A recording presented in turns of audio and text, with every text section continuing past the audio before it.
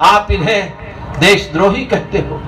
इन्हीं के बेटे थे, इन्हीं के बाप थे, इन्हीं के परदादा थे, इन्हीं के दादा थे जिन्हें भारत सरकार ने भारत की सीमाओं की हिफाजत के लिए परमवीर चक्र दिया था, वीर चक्र दिया था, शौर्य चक्र दिया था, और आज आप उनको कह रहे हैं ये देशद्रोही है। अतुल कुमार अंजान आपसे पूछ रहा है, और अतुल कुमार अंजान को राष्ट्रद्रोही कहने की हैसियत और औकात न तुम्हारी है न तुम्हारे पार्टी की है, क्योंकि अतुल कुमार अंजान के पिताजी आजादी की लड़ाई में 18 साल जेल थे। तुम तो नाटककार हो। पुराने जमाने में देवानंद, दिलीप कुमार, राज कपूर, राजेंद्र कुमार फिल्मों में एक्टिंग करते थे। कोई रोल होता था जिसमें रोना होता था तो उनकी आंख में ग्लिसरीन लगाया जाता था, तब आंसू निकलते थे। और हमारे प्रधानमंत्री राज्यसभा में बिना ग्लिसरीन लगाए रोते हैं। तुम बहुत बड़े डकैत हो, हमें मालूम है, लेकिन हमें उससे कोई मतलब नहीं है। हमारी जमीन पर आंख मत देखना। और एक आखिरी बात, आप गलतफहमी में मत रहना इन लोगों के बात में। पंछी ये समझते हैं कि गगन बदला है, सितारे ये समझते हैं कि चमन बदला है, लेकिन मरघट की खामोशी ये कहती है ये लाशें वही है, सिर्फ कफन। इसमें खजूरों में जो खटिया पर बैठ करके उससे ये नीति निकाली थी C2+50 MSP, तमाम बातें लिखी। खेती किसानी में नौजवानों को आकर्षित करना, महिलाओं के योगदान को याद करते हुए उन्हें और महत्वपूर्ण भूमिका खेती किसानी में देना, देश के खेती और किसानी को वैज्ञानिकता के साथ जोड़ करके उत्पादन और उत्पादकता को बढ़ाना, ये सब बातें खेती किसान आयोग में, स्वामीनाथन आयोग में हमने लिखी थी। आजादी के बाद वो पहला आयोग था। हमने 2 साल 3 साल में उसकी रिपोर्ट दे दी भारत सरकार को। उस रिपोर्ट में हमने, उससे पहले मैं लोकसभा का सदस्य नहीं था, लेकिन मैंने किसानों की परिभाषा उस राष्ट्रीय किसान आयोग की तरफ से लिखी थी जो संसद में पेश हुई थी, जिसमें मैंने पहली बार भारत सरकार से कहा किसान वो सिर्फ नहीं है जो भूमिधर है, जो भूमि का मालिक है या भूमि पर खेती पर करता है वही किसान नहीं है, जो खेत मजदूर है वो भी किसान है, जो गन्ना पैदा करता है वो भी किसान है, जो मत्स्य पालन मछली पालता है वो भी किसान है, जो कुक्कुट पालता है यानी मुर्गी पालता है वो भी किसान है, जो हनी बनाता है, बी कीपिंग करता है, मधुमक्खी पालता है वो भी किसान है। इसलिए ये सारी बातें लिखकर हमने 32 पेज का किसान कौन है संसद में एक प्रस्ताव दिया था, जिसे संपूर्ण बहुमत से सब एक मत होकर के उस किसानों की परिभाषा को स्वीकार किया था। और उस समय की नेता विपक्ष से जो बीजेपी की थी सुषमा स्वराज जी ने कहा था कि अतुल जी आज संसद में तो नहीं है, लेकिन उन्होंने रखा है, हम हृदय से साधुवाद देते हैं। और उसके बाद ही रिजर्व बैंक ऑफ इंडिया ने उस नई किसान जो हमारी भूमिका थी, किसानों की नई परिभाषा थी, उसकी बुनियाद पर उन्होंने एक रिपोर्ट, एक सर्कुलर जारी किया। सारे भारत के किसानों को बैंकों को निर्देश किया कि जो गौपालक हैं, जो पशुपालक हैं, जो खेत मजदूर हैं, उन्हें भी बैंक से ऋण मिलना चाहिए। किसान क्रेडिट कार्ड की भी व्यवस्था उनके माध्यम से होनी चाहिए। साथियों, हमारी मांगे हैं, हमारी मांगे सरकारों को समझ में नहीं आती, क्योंकि हमको जाति और धर्म में बांट देते हैं। हम वोट की मशीन हैं, हम वोट देते हैं, लेकिन अपने मुकद्दर और अपनी किस्मत को बनाने का काम हम दूसरों के हाथ गिरवी रख देते हैं। इसलिए आज अपनी इज्जत को बचाने का भी सवाल है। और जिस जमीन में हमारे दादे और परदादे इसी खेती और मशक्कत से, अपने आंसुओं से, अपने पसीने से, और जिनकी राख उस खेत पर है, उस खेत की आन बान और शान को भी बचाने का सवाल ये आंदोलन पेश कर रहा है। ये आंदोलन है। इस आंदोलन को गाली मत दो, इस आंदोलन को गाली मत दो। प्रधानमंत्री जी, आपसे निवेदन है, हमें आतंकवादी मत कहो, हमें खालिस्तानी मत कहो, हमें माओवादी मत कहो, हमें देश विरोधी मत कहो। अरे हम तो इस देश के झंडे को लेकर के निकले हैं। आजादी के बाद जब ट्रैक्टर मार्च 26 जनवरी को हुआ था देश की आजादी में, दिल्ली में इतने बड़े पैमाने पर 3 लाख भारत का तिरंगा पहले कभी दिल्ली नहीं देखा था। गांव के लोगों ने चाड़ करके दिखा दिया, ये है तिरंगा, ये हमारी राष्ट्रीय भक्ति, ये झंडा है जिसके लिए ऊधम सिंह ने अपना बलिदान दिया। ये वो झंडा है जिसमें शहीद आजम भगत सिंह, सुखदेव और राजगुरु ने फांसी के तख्ते को चूमा। ये वो झंडा है जिसे लेकर अशफाक उल्लाह खां और पंडित राम प्रसाद बिस्मिल और राजेंद्र लाहिरी और ठाकुर रोशन सिंह और चंद्रशेखर आजाद ने अंग्रेजों की जेलों में फांसी का तख्ता चूमा या अपना बलिदान दिया। ये वो झंडा है। मोदी जी, बड़ी विनम्रता से कहना चाहता हूं, आप हमको कहते हैं कि हम राष्ट्रद्रोही हैं। इन्हीं किसानों के बच्चे हैं जो भारत की सीमाओं की हिफाजत करते हैं। यही वो बच्चे हैं जो चीन की सेना की गोली खाते हैं। यही इनके बच्चे, बेटे और भतीजे हैं जो चीन और पाकिस्तान की गोलियों का सामना करते हैं और भारत का नतमस्तक ऊंचा करते हैं। आप इन्हें देशद्रोही कहते हो। इन्हीं के बेटे थे, इन्हीं के बाप थे, इन्हीं के परदादा थे, इन्हीं के दादा थे जिन्हें भारत सरकार ने भारत की सीमाओं की हिफाजत के लिए परमवीर चक्र दिया था, वीर चक्र दिया था, शौर्य चक्र दिया था। और आज आप उनको कह रहे हैं ये देशद्रोही है। इतना बड़ा अपमान मत करो। मैं जानता हूं आपके हृदय में किसानों और देश की सीमाओं पर जो लोग जान दे रहे हैं उनके अपमान की बात है। आप हमको बताते हो, झंडा लहरा दिया। मैं दूसरी तरह से बोल रहा हूं, लाल किले के संबंध में और राष्ट्रीय तिरंगा के संबंध में 2008 में हिंदुस्तान की संसद में एक नियम पारित हुआ। उससे पहले कोई अपनी गाड़ी पर तिरंगा नहीं लगा सकता था, घर पे झंडा नहीं लहरा सकता था, अपने कपड़े पर तिरंगा का निशान नहीं बना सकता था। 2008 के कानून के बाद भारत का हर नागरिक तिरंगे को लगाने के लिए अधिकारी बना दिया गया था। और ये कहा गया था कि तिरंगा लहराओ, लेकिन तिरंगे से ऊपर कोई दूसरा झंडा नहीं लहराया जाएगा। लाल किले में लोगों ने झंडा फहराया, किस लिए फहराया मैं नहीं कहना चाहता, लेकिन हमारे उन नौजवानों के बारे में साफ कहना चाहता हूं, एक भी आदमी ने लाल किले के तिरंगे के ऊपर झंडा नहीं रहा, तिरंगे के नीचे ही अपने झंडे लहराए। उन्हें राष्ट्र गौरव मालूम था इस झंडे का। इसलिए झूठी और फरेब की बातें बंद करो। घरों से पकड़ रहे हो, कौन वहां नाच रहा था, किसके हाथ में किरपाण था, किसके मुंह के अंदर लंबी दाढ़ी थी, कौन नारे लगा रहा था, पता लगा रहे हो।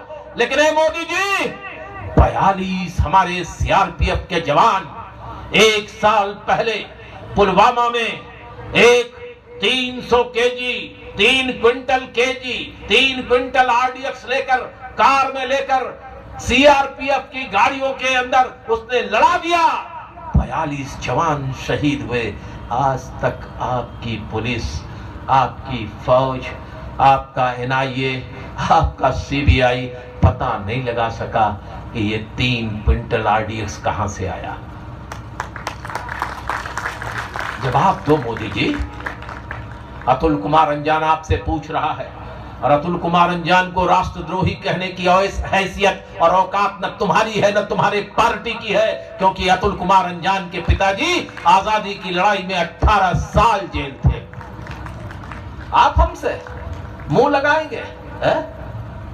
छूप सूप बोले छलनी क्या बोले जिसमें 72 छेद है? आप हमसे कहेंगे कि हम राष्ट्रद्रोही हैं? आप इन किसानों से कहेंगे राष्ट्रद्रोही हैं जिनके बाप दादा कभी कहते हो ये आंदोलन पंजाब का है, फिर जब हरियाणा के लोग आने लगे तो कहने लगे पंजाब और हरियाणा का है। अब क्या कहते हो? पंजाब, हरियाणा, पश्चिमी उत्तर प्रदेश और उत्तरांचल का है। आज कल अखबार में पढ़ना, अगर 5 लाख लोग गाजीपुर से लेकर के शाहजहांपुर तक हैं, तो 25 लाख लोग देश के तमाम सड़कों पर हैं और तुम कहते हो इसका असर नहीं है। कल अखबार में पढ़ना, बंगलोर में भी किसानों ने सड़क जाम कर दिया, रोड जाम कर दिया, रेल जाम कर दिया। ये आंदोलन देश का है। अखबारों में छपता नहीं, क्योंकि तमिलनाडु की खबर यहां नहीं छपती, यहां की खबर तमिलनाडु नहीं छपती। लेकिन तमिलनाडु के अखबार देखोगे सब भरे पड़े हैं किसान आंदोलन से। कर्नाटक के भरे पड़े हैं, बिहार के भरे पड़े हैं, पश्चिमी उत्तर प्रदेश के भरे पड़े हैं, पूर्वी उत्तर प्रदेश के भरे पड़े हैं, झारखंड के भरे पड़े हैं, मध्य प्रदेश में भी है। इसलिए मैं आपसे कहना चाहता हूं, अफवाहों में मत जाना। बहुत लंबी लंबी बात कर रहे हो। देश का ये बदल दिया तस्वीर। 100 रुपए के पार हो गया डीजल और पेट्रोल और डीजल। क्या हुआ भाई? 2 रुपए पेट्रोल बढ़ जाता था कांग्रेस के जमाने में, डीजल तो सुषमा स्वराज जी बाहर पार्लियामेंट के नाचती थी। और 2 रुपए लीटर पेट्रोल का दाम हो गया, बढ़ गया, तो संसद का सदन होता था तो स्मृति से अटल बिहारी वाजपेयी जी बैलगाड़ी से संसद में जाते थे, कहते पेट्रोल का दाम बढ़ गया। याद करो सब बातें। ये वो लोग हैं जो नानी के आगे ननिहाल की बातें बता रहे हैं मोदी जी, समझे आप? झूठों के साथ मैं पूछना चाहता हूं, मैं आज इस मंच से पूछना चाहता हूं, राष्ट्रवाद के नाम पर ये वीर कुंवर सिंह सूरजमल की तस्वीर लगी है, ये संविधान के अंदर बहुत बड़ी भूमिका निभाने वाले अंबेडकर की मूर्ति लगी है, चित्र लगा है। ये तमाम लोगों से मैं कहना चाहता हूं, नवरीत सिंह है। मैं पूछना चाहता हूं मोदी जी, राष्ट्रपिता महात्मा गांधी की हत्या आपकी जमात के लोगों ने क्यों की? क्यों मारा आपने महात्मा गांधी को? देश को बताओ ना, रोज तो टीवी पर आते हो, बताओ राष्ट्रपिता को क्यों मारा? इसलिए मारा कि वो गाते थे ईश्वर अल्लाह तेरो नाम सबको सम्मति दे भगवान, इसलिए तुमने मार दिया, तुमने मार दिया उनको।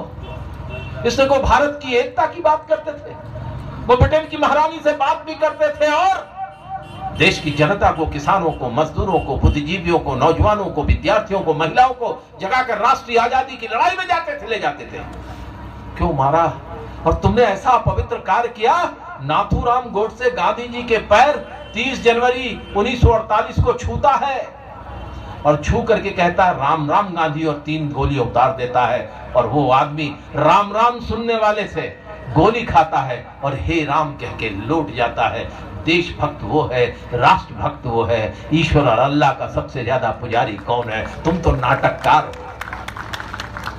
पुराने जमाने में देवानंद, दिलीप कुमार, राज कपूर, राजेंद्र कुमार फिल्मों में एक्टिंग करते थे। कोई रोल होता था जिसमें रोना होता था तो उनकी आंख में ग्लिसरीन लगाया जाता था, तब आंसू निकलते थे। और हमारे प्रधानमंत्री राज्यसभा में बिना ग्लिसरीन लगाए रोते हैं और गुलाम नबी आजाद उनके साथ रोते हैं। ये अजब है, अजब हो रहा है इस देश में। हाँ, गजब की गरीबी और अजब की अमीरी है, गजब की गरीबी है और अजब की अमीरी है। इसी के खिलाफ लड़ना है। इसलिए स्वामी जिस संगठन का मैं हूं, अखिल भारतीय किसान सभा, देश की सबसे पुरानी संस्था है। कह रहे हो कनाडा से लोग आ रहे हैं, अमेरिका से पैसा आ रहा है। अरे क्या मुंह से शब्द नहीं बोलूंगा, बहुत विनम्रता से कहूंगा,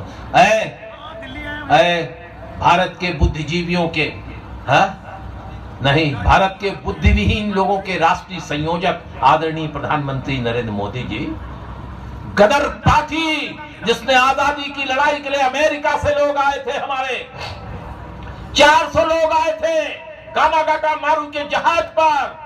आधे मारे गए, आधे ब्रिटिशर्स ने मार दिए, आधे जेल में चले गए। वो गदरी बाबा, जिनके आखिरी गदरी बाबा चैन सिंह चैन थे, 5 साल पहले मरे 105 साल की उम्र में। वो गदरी सिंह बाबा ने ही अखिल भारतीय किसान सभा बनाई थी। बाबा सोहन सिंह भखना ने, बाबा सोहन सिंह जोश ने, बाबा पृथ्वी सिंह आजाद ने और किसके बाबा संतोष सिंह ने, किसके किसके नाम नु इतिहास में आपको नाम नहीं मालूम है। वो लोग आए थे जान देने। और अगर भारत के किसानों की हमदर्दी में दुनिया के किसी कोने में, चाहे वो 16 साल की लड़की जिसे नोबेल प्राइज मिला है पर्यावरण में, अगर किसानों के साथ खड़ी होती है तो हमारे लिए गर्व की बात है, सीना चौड़ा करने की बात है। हमें इस बात पर रोना नहीं चाहिए। इसलिए मैं अंत में ये कहूँगा, ये लड़ाई अपने बाप दादाओं की ज़मीन को बचाने की लड़ाई है, ये खेत और खलिहान को बचाने की लड़ाई है, ये देश के नौजवानों को बचाने की लड़ाई है। आपने बजट पेश कर दिया 32 लाख करोड़ का। आप कहते हो आप गांव के लोगों के बड़े समझदार हो। इस बजट के अंदर सिर्फ 40,000 करोड़ रुपया दिया है ग्रामीण विकास के लिए, सिर्फ 40,000 करोड़, बाकी सब झूठ है, फरेब है। अगर 2 लाख करोड़ रुपया दिया गया होता है तो हमारे नौजवानों को, शहरी और गांव के लोगों को कुछ काम मिलता। लेकिन आपने तो इस पिछले 1 साल में 23 लाख करोड़ रुपए देश के पूंजीपतियों को, जो बैंक से हमारा आपका पैसा लेके गए थे, उनको माफ कर दिया। हमारे ऊपर तो कुल 13 लाख करोड़ रुपया बाकी है। 13 लाख करोड़ रुपया है ना, छोटे मझोले सीमांत गरीब किसानों का बेच दे दो सरकारी खजाने से, हमें एक बार कर्जा मुक्त कर दो, इस देश को हम सोने का चमन न बना दे तो हमारा नाम नहीं। आपसे ये कहना चाहते हैं, हम आपसे कहना चाहते हैं। इसीलिए आज देश की जनता हमारे साथ खड़ी है, मजदूर खड़े हैं, किसान खड़े हैं, ट्रेड यूनियंस खड़ी हैं, किसानों के संगठन खड़े हैं। अभी यहाँ विकी मेहरोत्रा जी आपके बीच में अपने नौजवान विद्यार्थियों की तरफ से बोल के गए, खड़े हैं। और पंजाब का कल का चुनाव, ये तो गांव का चुनाव नहीं था ना, ये तो नगर का चुनाव था ना, म्यूनिसिपैलिटी का, नगर निगम का। इसमें तो शहरी लोग रहते हैं, जो एकदम गरीब, जो छोटे शहर हैं, जिनको हम कहते हैं कि वहां थे, वहां शायद 10-20% किसान हो, बाकी तो सब दफ्तरों में काम करने वाले छोटे व्यापारी, बड़े व्यापारी सब थे। उन सब लोगों ने आपको न 3 का रखा, न 13 का रखा, आपका खाता भी कई जगह नहीं खुला। गुरदासपुर के वो सांसद जो फिल्मों में थे, वहां एक आदमी नहीं पहुंच पाया। इसलिए आप याद रखना, किसान जब अंगड़ाई लेता है तो परिवर्तन आता है, और परिवर्तन आएगा। इसीलिए स्वामी सहजानंद सरस्वती ने सामंती व्यवस्था के खिलाफ लड़ते हुए ये कहा था, धरती नहीं धनवानों की है, मजदूर किसानों की, जो धरती को जोते बोए वो धरती का मालिक होए। हम आपसे निवेदन करते हैं, ये इस किसान एकता ने देश में एक नई एकता, अब हम पंचायतों की तरफ बढ़ रहे हैं। हिंदू, मुस्लिम, सिख, गैर सिख, जाट, जाटो, ब्राह्मण, सरजू पारी ब्राह्मण, कानिकुब्ज ब्राह्मण, ठाकुर, राजपूत, चौहान, चंदेल राजपूत, यादव, ग्वाल, ढिंढोर, कुर्मी, अवैधिया, कोसमिया, घुमैया कुर्मी, और हमारे दलित भाइयों में चमार और पासी और वाल्मीकि और धोबी, ये सारी जातियों के लोग ऐसे चले जिससे से सारी नदियां इकट्ठा होकर गंगा में चल पड़ी एक नए पवित्र कार्य के लिए, एक नए पवित्र कार्य के लिए आई है। हम अपनी बात यहीं खत्म करते हैं और ये बात कहना चाहते हैं कि लड़ते रहना, जुल्म का सीना चीर के देखो, नया सवेरा झांक रहा है, नया सवेरा झांक रहा है। हम आपसे कहना चाहते हैं, हम वोट की बात नहीं करते, हम आपसे कहना चाहें, तू इधर उधर की, मोदी जी तू इधर उधर की न बात कर, ये बता कि ये कारवां क्यों लुटा। तेरी रहजनी से हमें गिला नहीं, तेरी रहबरी का सवाल है। तुम बहुत बड़े डकैत हो हमें मालूम है, लेकिन हमें उससे कोई मतलब नहीं है। हमारी जमीन पर आंख मत देखना। और एक आखिरी बात, आप गलत फहमी में मत रहना इन लोगों के बात में। पंछी ये